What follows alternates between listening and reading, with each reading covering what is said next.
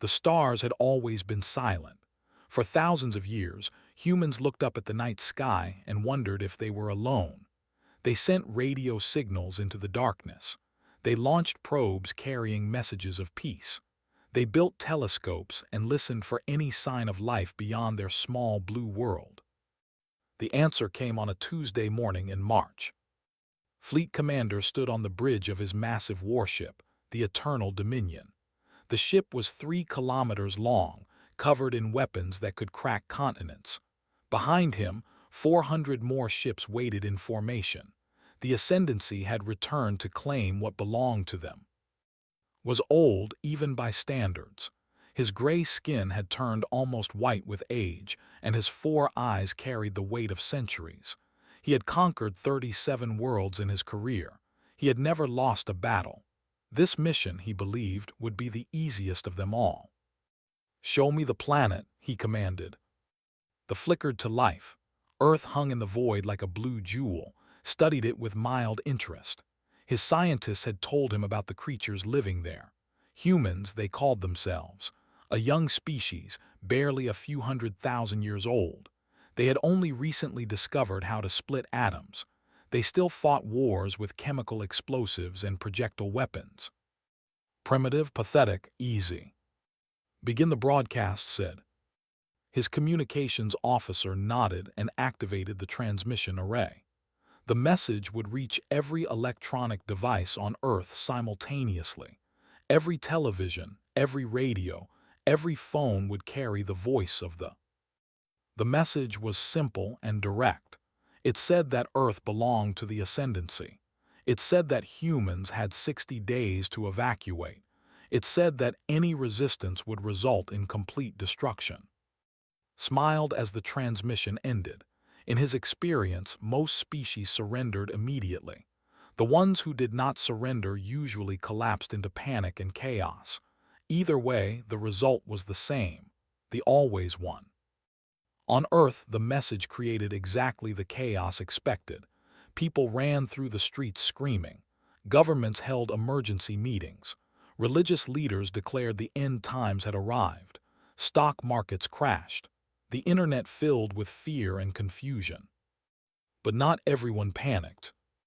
In Seoul, deep beneath the city in a bunker that did not officially exist, General Park watched the alien transmission with steady eyes.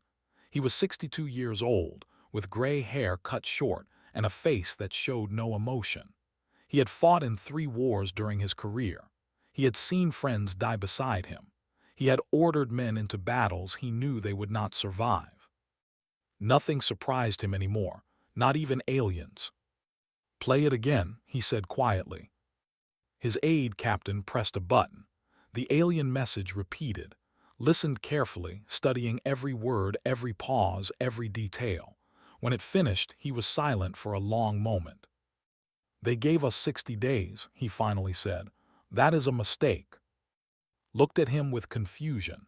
She was 34 years old, brilliant and brave, but she had never faced anything like this. "Sir, their ships are enormous. Our weapons cannot possibly match their technology. Perhaps we should consider negotiation." Shook his head slowly.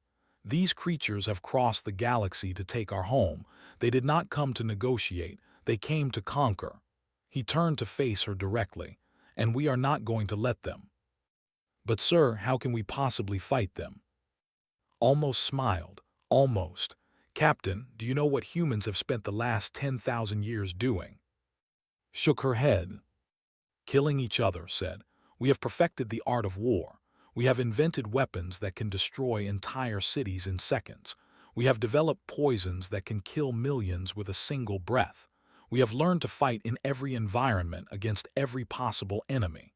He paused. "These aliens have never faced anything like us. They look at our rockets and our rifles and they think we are weak. They do not understand what those weapons represent." "What do they represent, sir?" "Practice," said, "for this moment." He walked to a secure communication terminal and began entering codes that only 12 people on Earth knew. Deep beneath mountains across every continent, systems that had been sleeping for decades began to wake up. Project Prometheus had started in 2031 after scientists first detected alien signals from deep space. The world's governments had secretly agreed to prepare for the worst. They built hidden weapons platforms. They developed technologies they never revealed to the public. They trained soldiers for battles that might never come. Now, those preparations would finally be tested. Contact every member nation, ordered. Tell them we are not evacuating. Tell them we are going to fight. Hesitated. Sir, the people are terrified. They are looking for hope. What should I tell them? Considered the question carefully. Outside, he knew, billions of humans were watching the sky with fear in their hearts. They believed they were helpless against the alien threat. They believed extinction was coming. They were wrong. Tell them the truth, said. Tell them that humanity has faced extinction before. Ice ages, plagues, world wars, nuclear weapons pointed at our own cities. Every time people said it was the end. Every time we survived. He paused. Tell them this is just another challenge, and tell them we are going to win. In orbit above Earth, Commander received his first reports from the scout ships. The humans were not surrendering. They were not fleeing. Instead, their military forces were mobilizing at incredible speed. Satellites were changing position. Underground facilities were powering up. One of his officers approached him nervously. Commander, the humans have not responded to our demands. Should we send another warning? Waved a dismissive hand. Let them have their little preparations. It will make no difference. We have destroyed civilizations far more advanced than theirs. He settled back in his command chair. In 60 days, this world will belong to us. The humans will either submit or they will die. There is no other outcome. He was absolutely certain of this. After all, they had never been defeated, but had made a critical error in his calculations. He had studied human technology and found it primitive. He had studied human society and found it fractured. He had studied human history and found it violent. What he had failed to understand was that these three things were connected. Humans were primitive because they had spent their resources on weapons. Humans were fractured because they competed endlessly with each other. Humans were violent because violence had made them survivors. And now, for the first time in their history, every human on Earth had a common enemy. In bunkers and military bases around the world, soldiers who had spent their careers preparing to fight each other were now working together. Scientists who had competed for grants and glory were now sharing secrets. Leaders who had argued over borders and resources were now united by a single purpose. They had wanted to conquer a divided world. Instead, they had created something far more dangerous. They had given humanity a reason to unite. And nothing in the galaxy was more terrifying than 8 billion humans working toward a single goal. 3 days passed after the alien broadcast. Commander expected to receive surrender messages. He expected desperate pleas for mercy. He expected the humans to beg for their lives like so many species before them. Instead, he received nothing. The silence confused him. His communications officers checked their equipment a dozen times. Everything was working perfectly. The humans simply were not responding. Perhaps they are too primitive to understand the message, one of his advisors suggested. Perhaps they do not realize what we can do to them.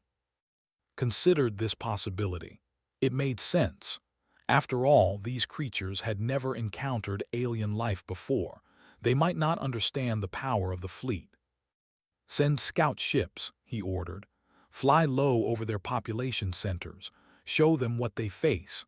Once they see our vessels with their own eyes, they will understand. 9 scout ships broke formation and descended toward Earth.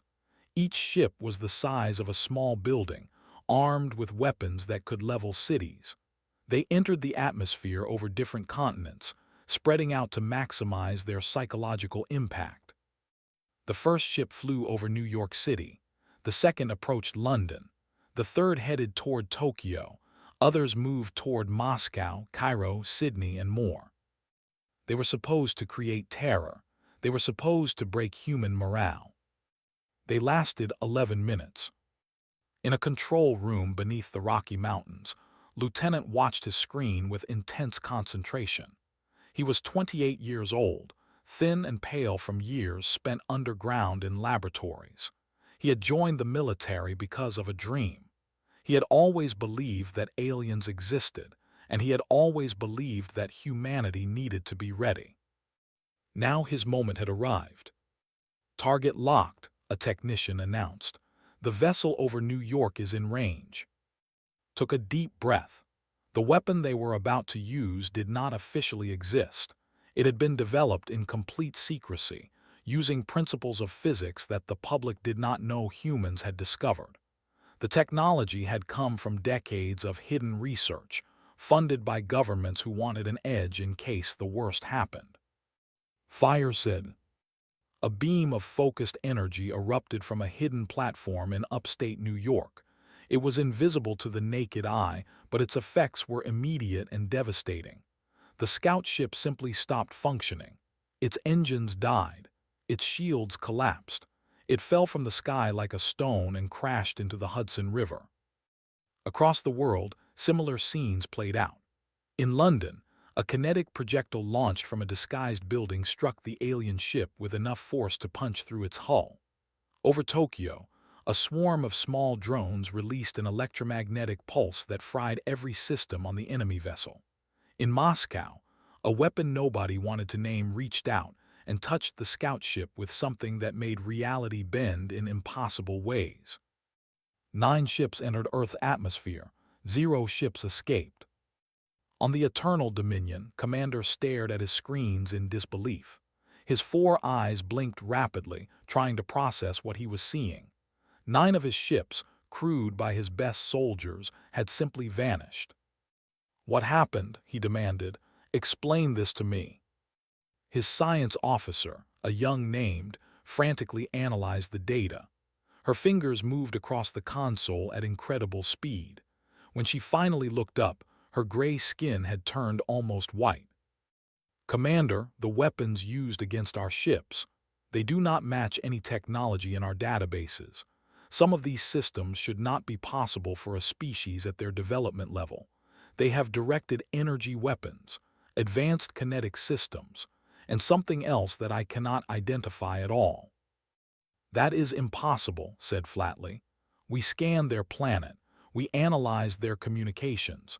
They use chemical rockets and nuclear fission. They are centuries away from developing such weapons." Shook her head slowly.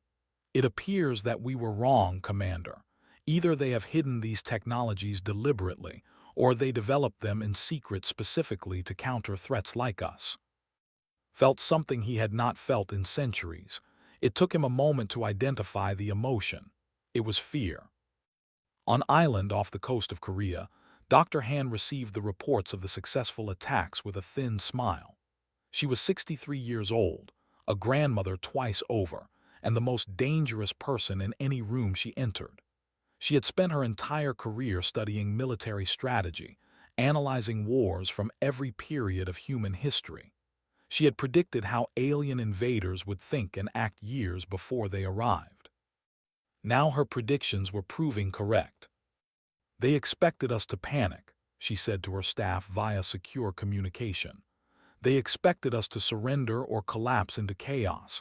They looked at our visible technology and assumed that was all we had." She paused. "They made the same mistake every invader in human history has made. They underestimated us."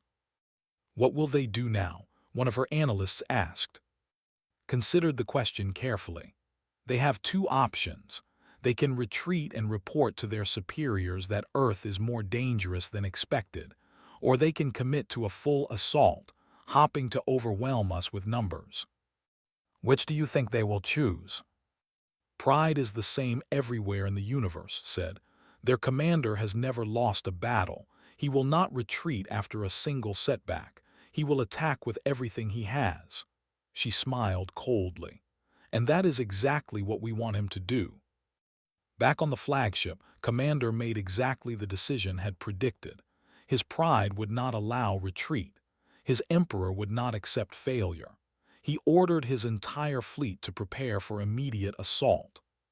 But first, he wanted answers. "Scan the planet again," he commanded. "Find where those weapons came from. Find every hidden base, every secret facility. I want to know everything about these creatures." His officers obeyed. Advanced sensors swept across Earth, penetrating deep into the planet's crust. They found the hidden platforms, the secret bases, the underground facilities. They mapped every defense position, every weapon system, every military installation. What they found terrified them. The weapons that had destroyed the scout ships were only the beginning. Hidden across Earth were thousands of other systems, many of them designed specifically to fight advanced alien technology. The humans had been preparing for this day for decades. But that was not the worst discovery. The worst discovery was the information stored in human databases, history files, war records, accounts of conflicts that spanned thousands of years. Presented her findings to Commander with trembling hands. "Commander, these creatures are not what we thought. They are not peaceful. They are not primitive. They are predators." "Explain," demanded. "In the last century alone, they have fought 2 global wars that killed hundreds of millions of their own kind. They have used nuclear weapons on each other.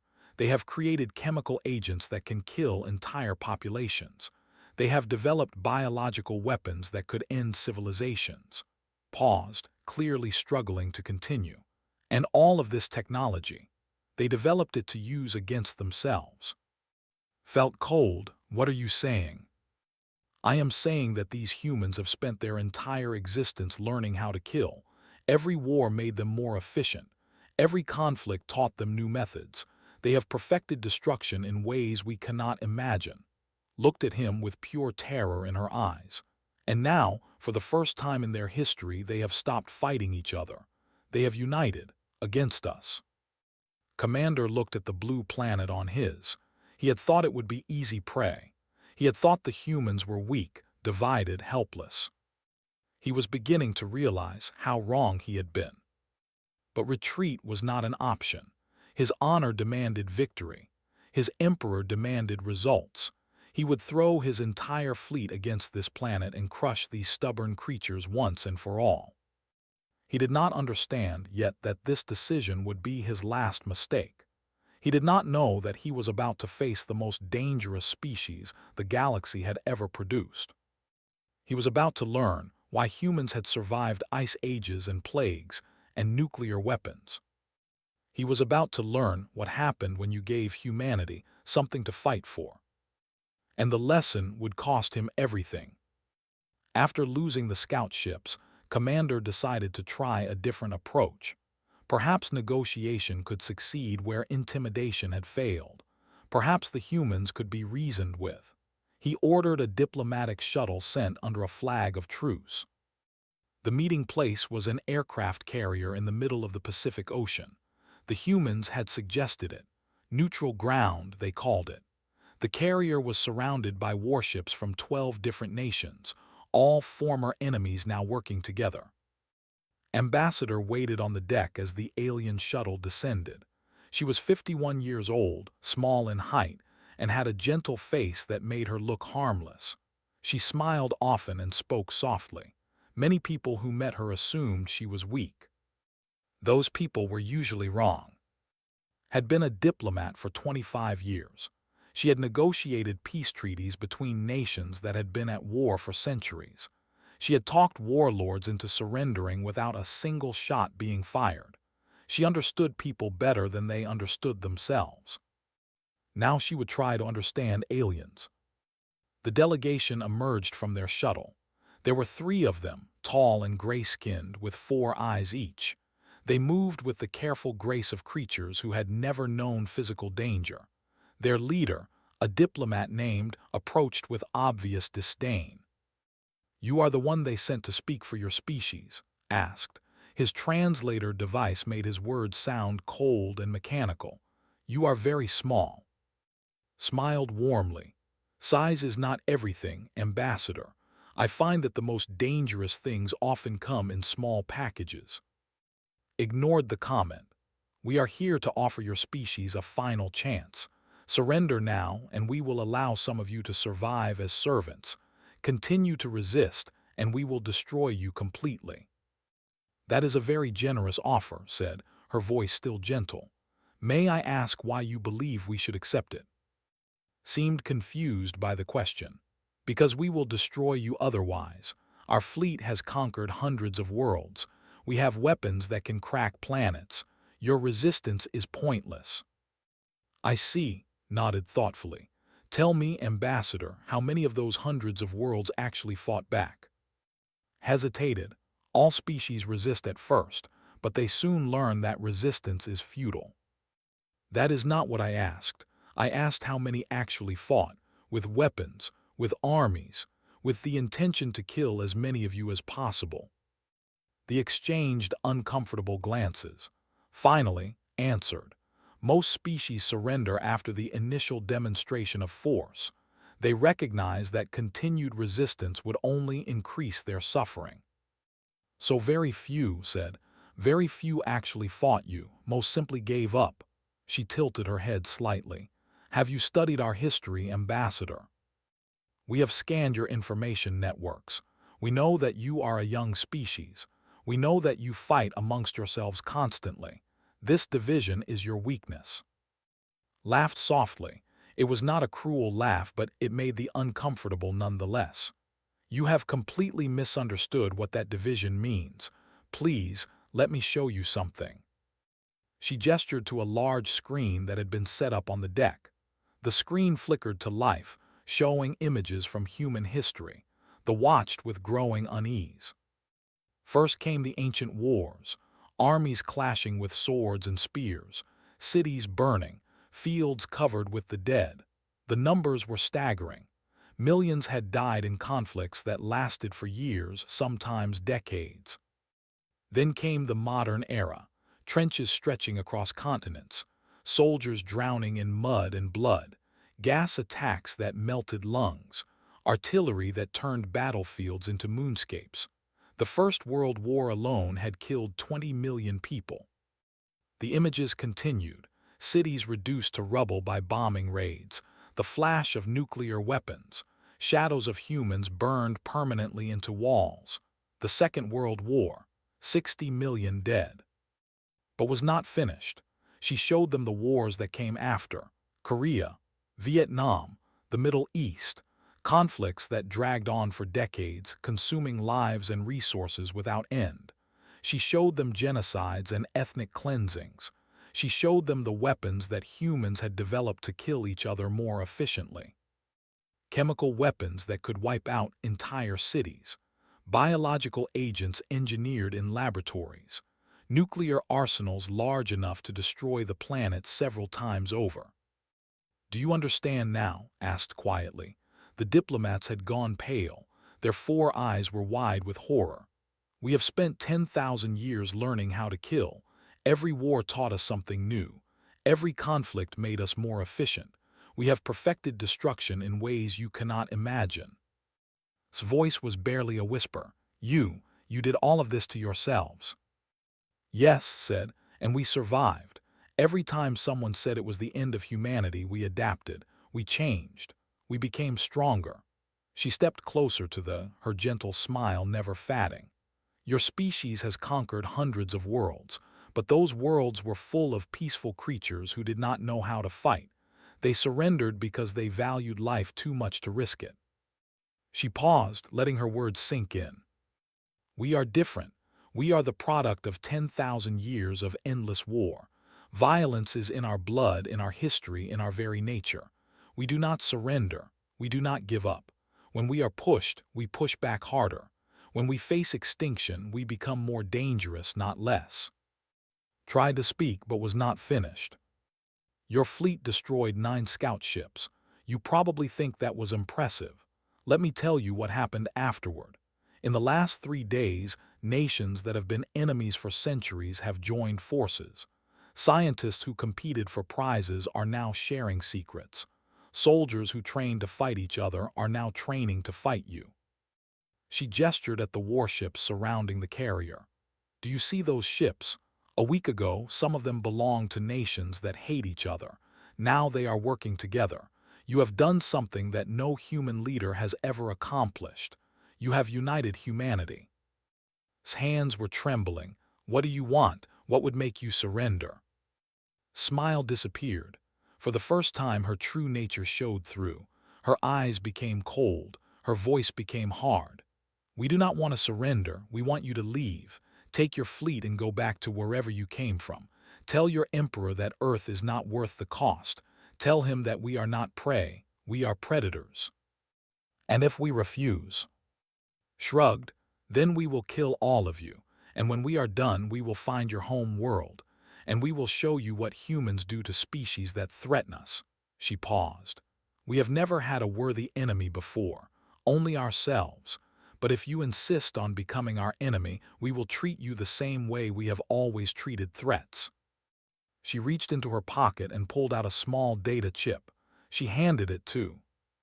"This contains our complete military history, every war we have ever fought, every weapon we have ever developed, every strategy we have ever used. Take it back to your commander. Let him study it. Let him understand what he is facing." Took the chip with trembling hands. "One more thing," said. "In your culture, I imagine that surrender is considered shameful.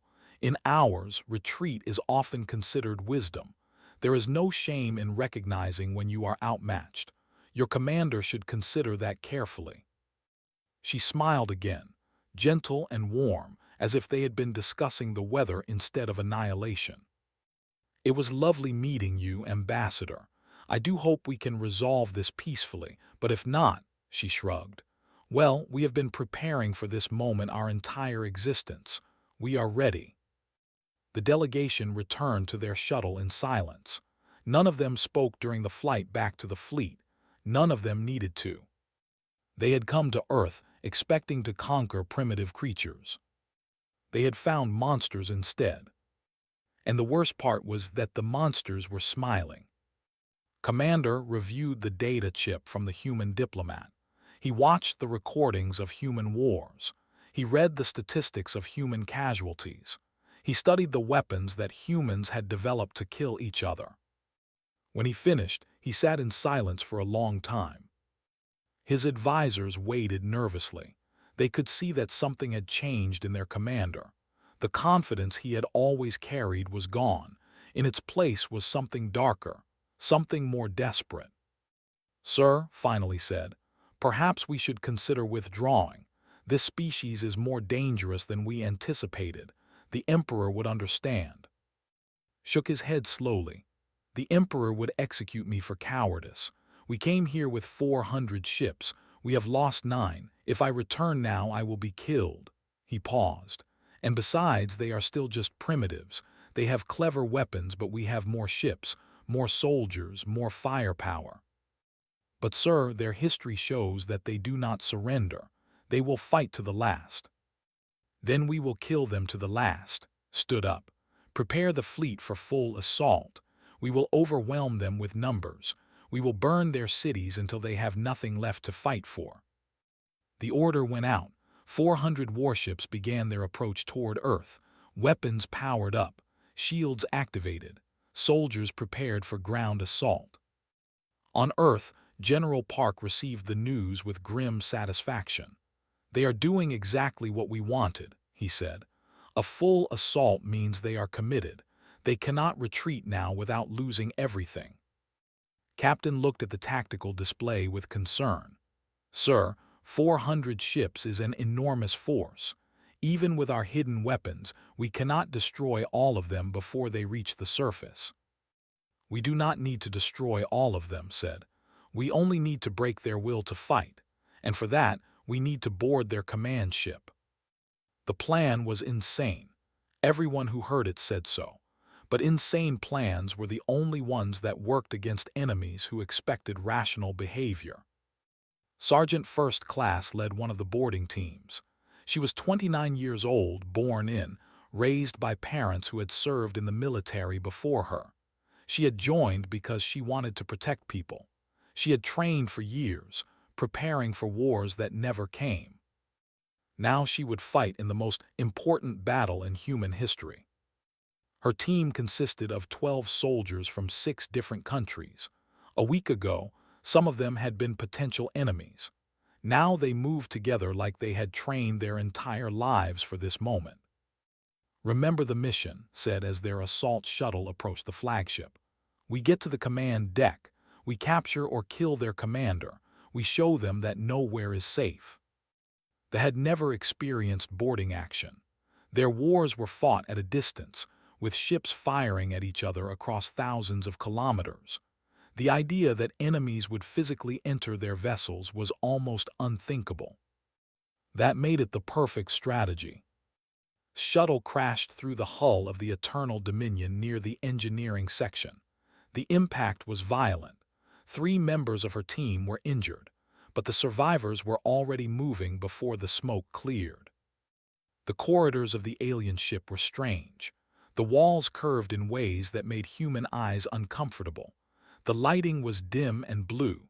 The air smelled wrong, like copper and ozone mixed together. But did not care about comfort. She cared about killing.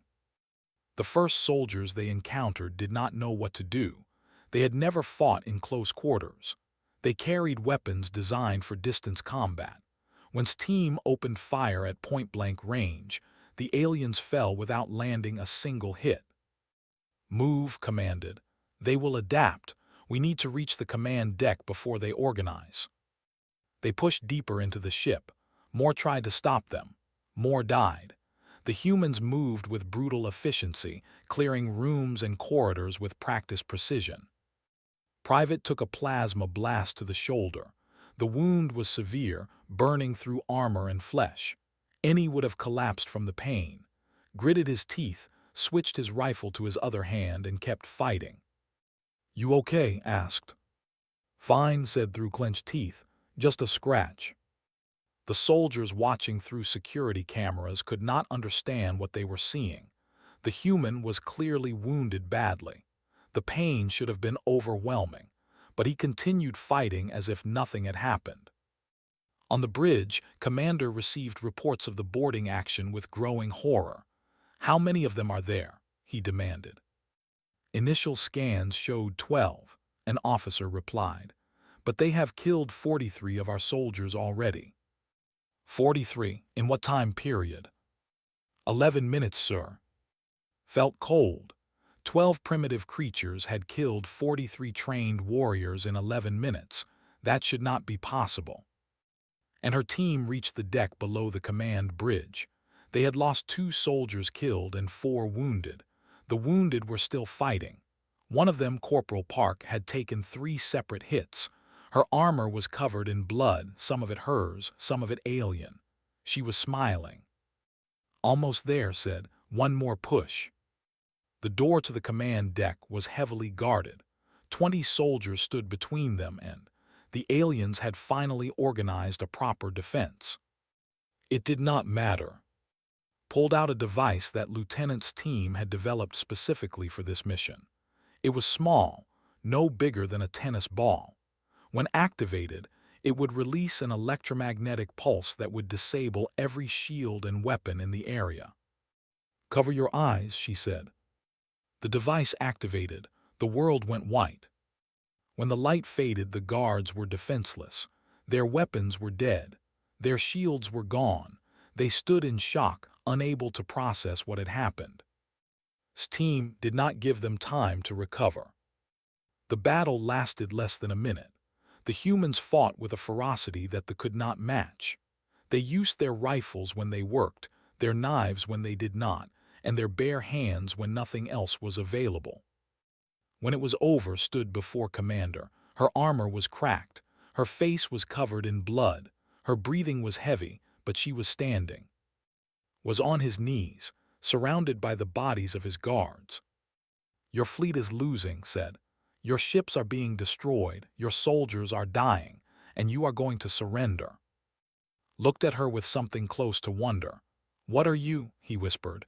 "You are wounded, you should be dead. How are you still fighting?" Smiled, it was not a kind smile. Because we are human, we do not stop, we do not give up. We fight until we win or until we die. There is no other option. Outside the ship, the battle raged on. Human weapons tore through shields. Human soldiers boarded other vessels. Human pilots flew suicide missions into enemy weapons platforms. And throughout it all, the humans kept coming. No matter how many died, more took their place. No matter how badly they were wounded, they kept fighting. They had never seen anything like it. Their species had evolved past physical conflict ago.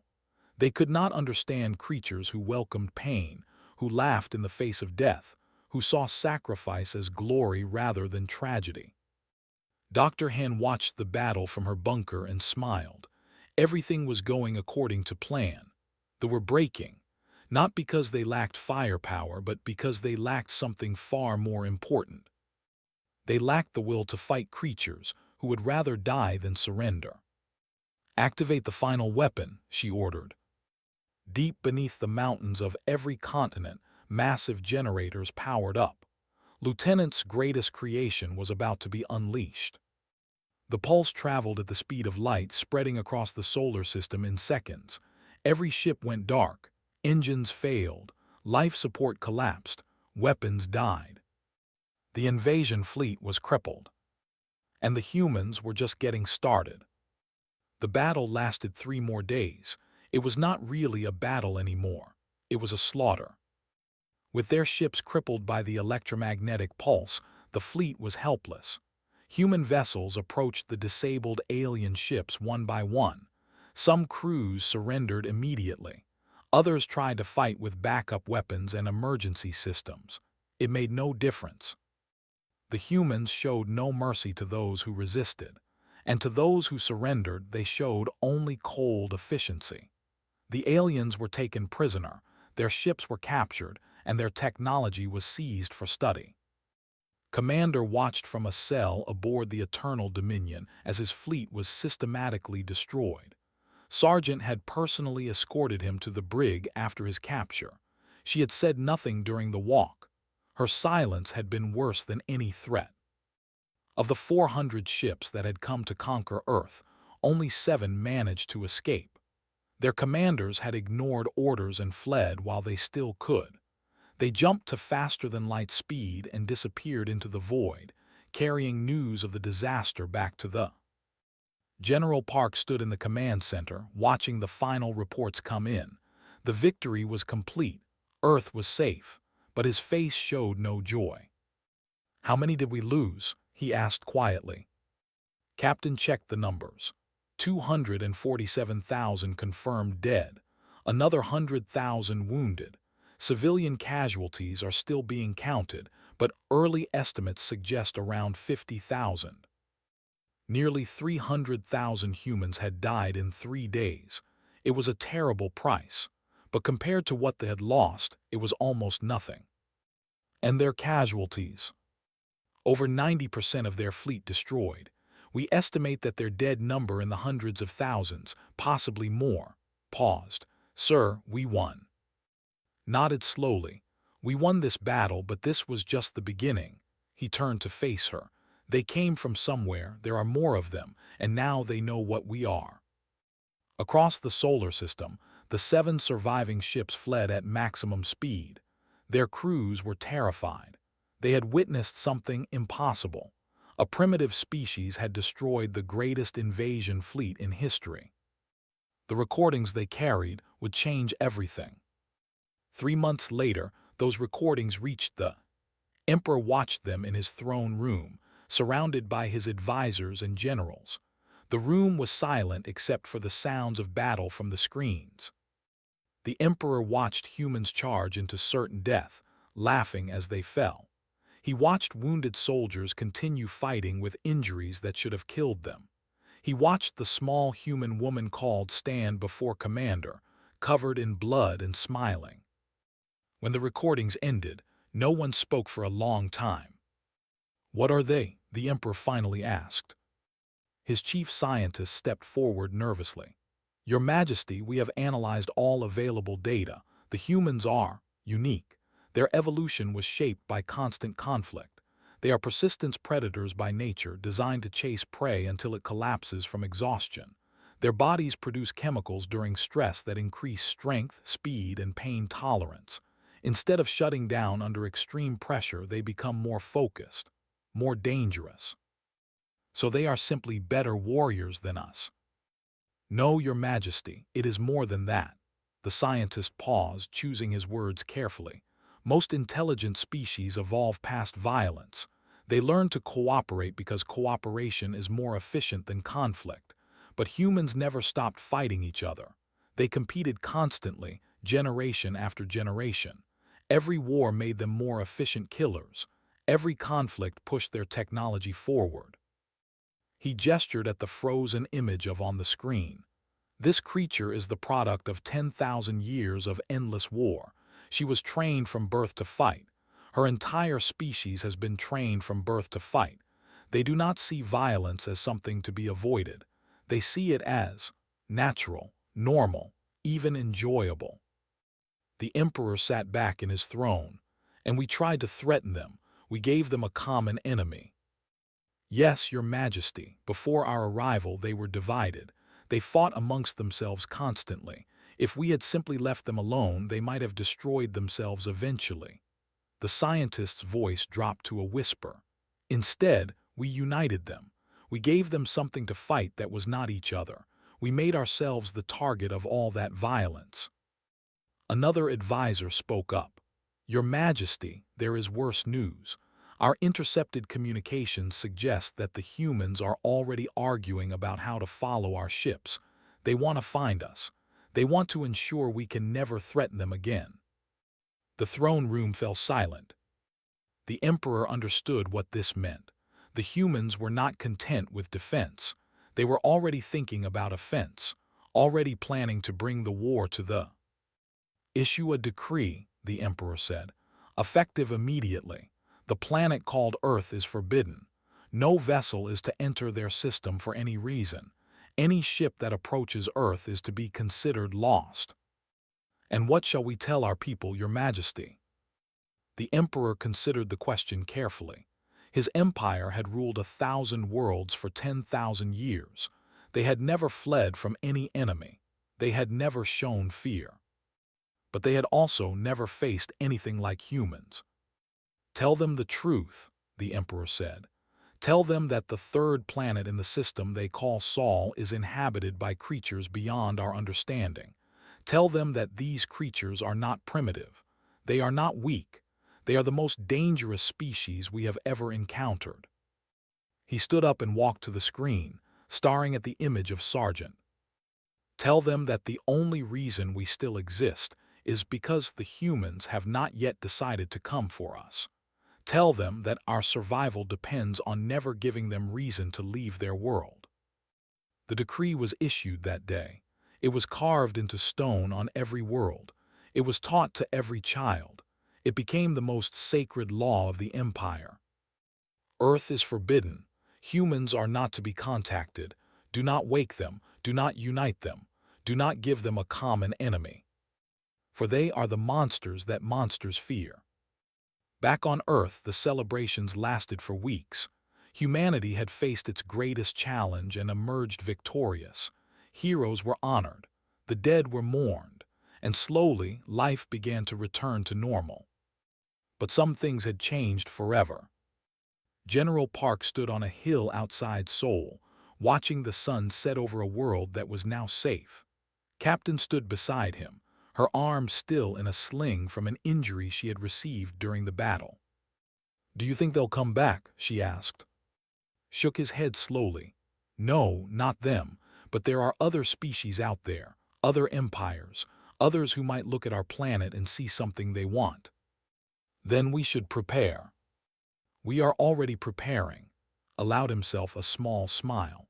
"We captured nearly 400 ships. We have alien technology to study. We have prisoners who can teach us about the galaxy beyond our system." He turned to face her directly. "For our entire history, we have fought each other. We wasted our potential on internal conflicts. But now we know we are not alone.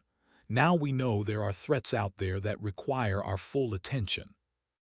You think we can stay united? Considered the question. Probably not forever. We are human after all. We will find reasons to fight amongst ourselves eventually. He paused. But perhaps we can stay united long enough to ensure that no one ever threatens Earth again. In her bunker on island, Dr. Han was already planning the next phase. She had maps of the galaxy spread across her table. She had reports from the alien prisoners. She had calculations about ship speeds and distances and travel times. Humanity had defended its home. Now it was time to make sure no one ever dared to attack again. She smiled as she worked. It was not a kind smile. They had made a terrible mistake. They had seen a young species, barely out of its cradle, and they had assumed it was helpless. They had not understood what they were really looking at. They were looking at predators who had spent 10,000 years practicing on each other.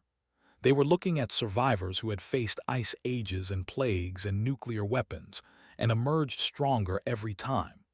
They were looking at creatures who would rather die than surrender, who found joy in conflict, who saw war as the natural state of existence. They were looking at humanity. And humanity was just getting started.